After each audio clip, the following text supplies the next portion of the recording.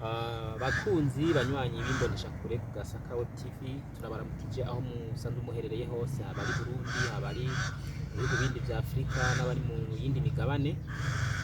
Ni ya mbonesha kure yanyu ku Gasakaho TV, ubutabazi butagira imbibe, aho uyu munsi dufite ikiganiro kidasanzwe muri kwa rukurikirane rw'ibiganiro ugwaruka ku TV. Turi mu kibanza ca Sokabu, kibanza ca Sokabu hubatse ibiro vya Sokabu, aho turi kumwe n'ugwaruka abana babiri bariko barahakorera ibikorwa uyu munsi, aribo tugira tuganire. Mu gutangura ikiganiro cacu reka tubasabe batangure batwibwira, duhere ibubafu bwanje turagisa dukurikirane kuri mikro, hanyuma bidondore abari kwandika. Uvuge cane kugira bakumve. Irambona Royike, abavuka Ngozi, abavyeyi bose baje kunkora ko kazi kandi biga mu mwaka wa kane. Wiga mu wa kane? Uri umunyeshuri? Ku rundi ruhande turi kumwe nande? Je nitwa Niyonkuru Furyasi.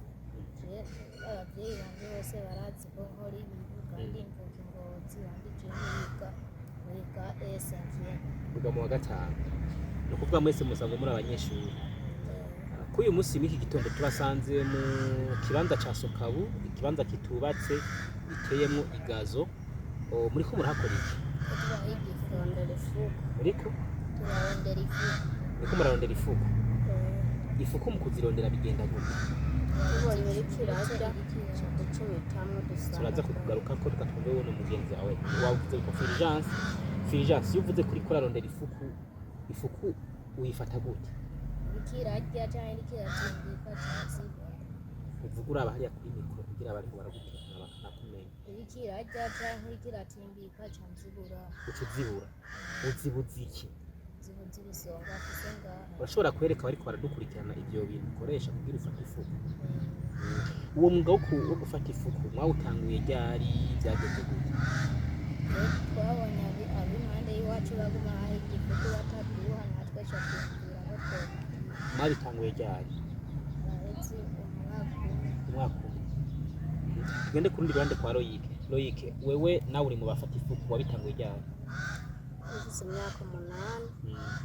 Nabona nyine abahungu bari iwacu baguma babibwira, natwe ca turavyiga, ca turabimenya, ca turagenda ahandi mu yindi mihana tuzihigayo, tuzica nyene, ca tuzana ino mu muji tuza turarerekayo ifuku.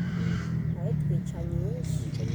Sawa, tukiri aho nyene wavuze ati ahantu mu mihana twari turi twaraza kuzifata. Musanzwe muba hehe mu caro ca hehe?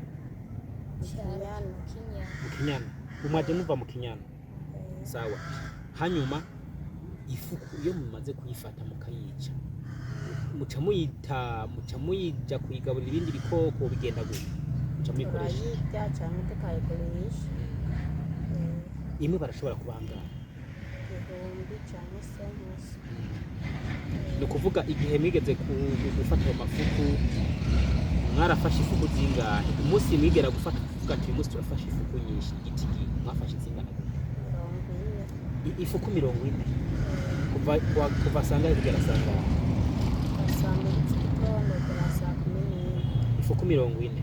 Uwo munsi mwarazigurishije canke mwaraziriye? Twaraziriye, twaratetse turarya. Hanyuma Fulgence yatubwiye mu mwanya uheze yuko ngo muzifatisha ibisonga bisongoye. Turasabye utwereke ivyo ukoresha mu rugo. Aya menyo agira iki? nyene niyazica. Niyazica. None mumenya gute ko hari ifuku? Ubona ikiratimbika cyane ikirarya. Iri kwirarya ikwega ivyatsi, ugaca ugenda ugaca ukubita nk'uko. Ndabona n'icumu kandi hasi. Iryo cumu ryoryo birasongoye cane. Iryo cumu ryoryo bigenda gute?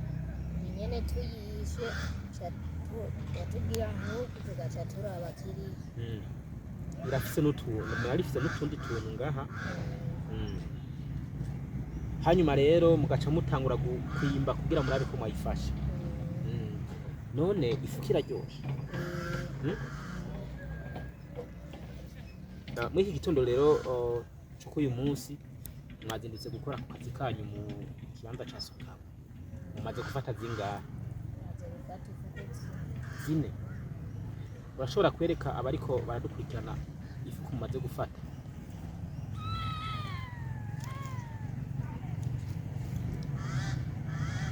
Karabaye. Be ifuku zirajyana aho rero zapfuye yego gusa hariho n'ikano rero ni kanoro none nk'ibwo kubaha ngaha iyo kubera ari nini bashaka duha ibihumbi bibiri 2000 iyi nayo babaha ngaha ibihumbi 2000 n'iyi iba 4000 iyi nayo babaha ngaha kumenga ingana n'ijya ingana n'izo iba 5000 iyo nayo usigaranye babaha ngaha baduha senkesi senkesi 5 ugaca mwigira mushira ku inyuma none ivyo nivyo mwakoresheje ivyo bintu muzifatisha mwabikoresheje hehe icyo twihigiye ibyo duhiga gusa icyo kineza duca tugira mutamugura none nk'ubu mwaheruka kwimba izindi gufata ifuku hehe ryari mwafashe izingana iki? wafashe 6 hari hehe? iyo amacinga ari iwacu none muri kazoza canke mu byo mumaze gushika kubera uwo mwuga wanyu wo gufata amafuku mumaze gushika kuki? nyene turamaze kwigurira ibintu nyene mu mahera kugura hariya bamaze kwigurira ibintu bamaze kugura iki n'iki uvuga ati iki kinabikuye mu mwuga wanje wo gufata amafuku ndamaze kugura urukwavu nyene narukuye mu ifuku be n'inkoko si urukwavu rumwe yego n'inkoko byose byavuye mu mwuga wo gufata amafuku ndaguteye intege tugende kundi ruhande kwa Loic weho mwuwo mwuga wanyu wo gufata amafuku ni ikihe kintu umaze kunguka?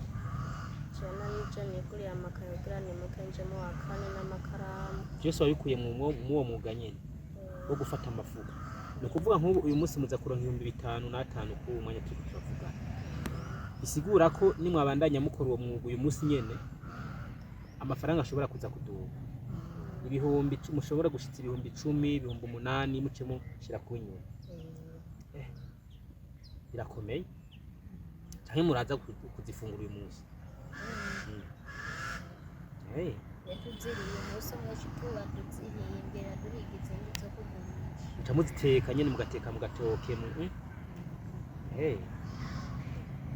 okay none mu myaka izoza muri kazoza mwavuze ko muri abanyeshure ariko mubivanga n'umwuga wo gufata amafuku nayo tukaba tuzi ko adakubonekera igihe kimwe hari igihe cazo n'igihe zitaboneka igihe ziboneka n'igihe zitaboneka sivyo muraza amezi zibonekera mbega akunda kuboneka ryari ukwicumi niho ziboneka hajya muci ntaziba zihari naho ziba zihari naho mubandanya muzifata Firija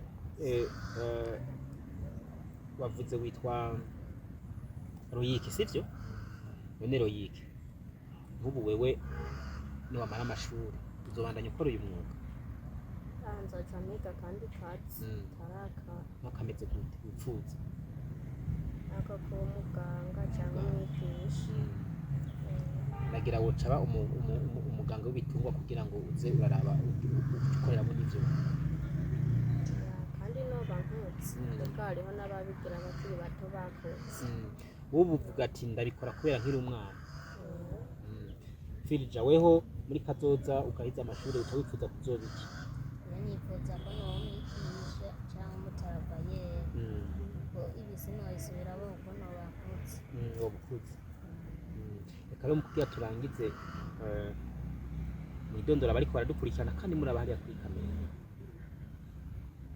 duhere ngaha kwa Fulgence ubwira amazina yawe ahantu uba nimba ari nicyo ushikiriza ku bantu bafise amaparcelle canke indimo zirimo amafuku bace bazobarondera hehe babatore twagiye twanira nkuru kuri jazz nka unda ku mutumba wa Kinyana komine Ngozi kandi keshe yaka nk'umuntu wafise ifuku mu murima ashikirize ndazimufata barimo baradukurikirana ku Gasako TV ukaba ufise parcelle cyangwa indimo yawe ivyemo amafuku uratwitura kugira ngo ushobore kubaha bityo bakonesere mbega tuha bano babakonesere mbe mubikora kwa gusa canke barabahemba baraduhemba tuziguye. okay nawe mu kurangiza ni ikihe nakahe kamuteye abari kwadukurikirana wongere widondore kugira ngo tuze kurangiza ikiganiro.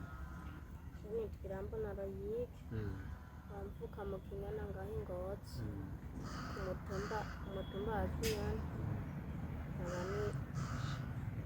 nkaba natanguye aka kazi mfise imyaka 8. Hanyuma nk'abantu bafise amaparisera abantu bafise indimo harimo amafuku nakahe kamo babwira umuntu azi kubikora neza. Babwira akandondera nko ngaho Ingozi akantora benshi baratuzi baca duhamagara tukagenda tubakurirayo babahaye amahera cyane baduhaye amahera tugaca tuyakoresha. Ndabashimiye cyane mwakoze kutwitabira kabo ni ku Gasako TV ubutabazi butagira imbibe niko mari kumwe na Imana na Gahwani.